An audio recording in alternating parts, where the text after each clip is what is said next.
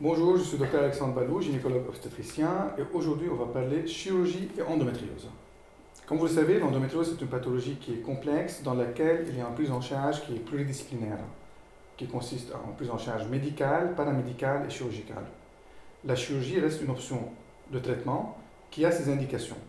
Cette indication elle est prise essentiellement lors d'une réunion de concertation pluridisciplinaire, dans laquelle il y a plusieurs intervenants qui décident de la type de chirurgie et de l'intérêt de la chirurgie qu'elle soit faite. Elle dépend essentiellement de l'efficacité de traitement médical, des besoins de la patiente en termes de souffrance, symptômes et mode de vie, et de désir de grossesse, et la dernière chose, du stade de l'endométriose avec la sévérité des atteintes.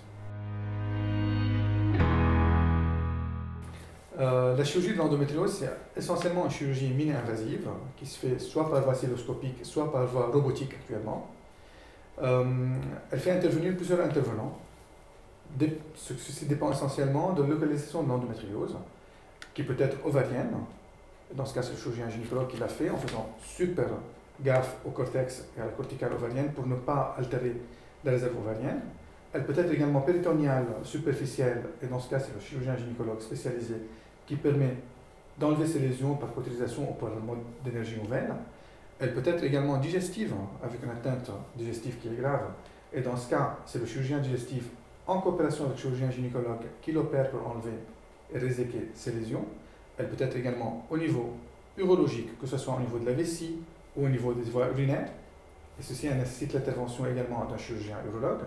Dans certains cas même, on peut avoir une atteinte de la coupole diaphragmatique du diaphragme, et dans ce cas, c'est un chirurgien qui est spécialisé en chirurgie d'endométriose, gynécologue d'ailleurs, qui peut être gynécologue d'ailleurs, et qui pourrait le faire.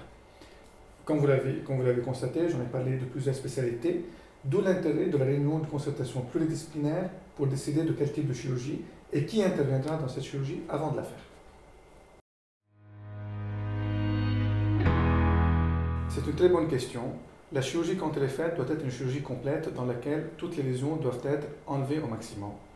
Suite à ceci, il y a une amélioration des symptômes, de la qualité de vie et de la fertilité.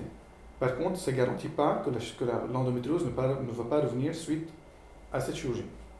Après une chirurgie de type endométriose, il doit y avoir un accompagnement par le gynécologue en ville ou par l'équipe de PMA qui doit suivre la patiente afin qu'elle puisse soit tomber enceinte, soit qu'elle puisse mener sa vie de femme normalement sans douleur.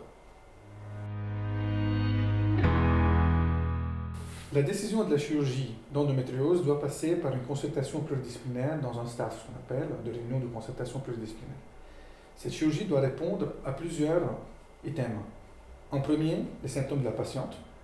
En deuxième, l'efficacité du traitement médical, paramédical. En troisième, la fertilité de la patiente.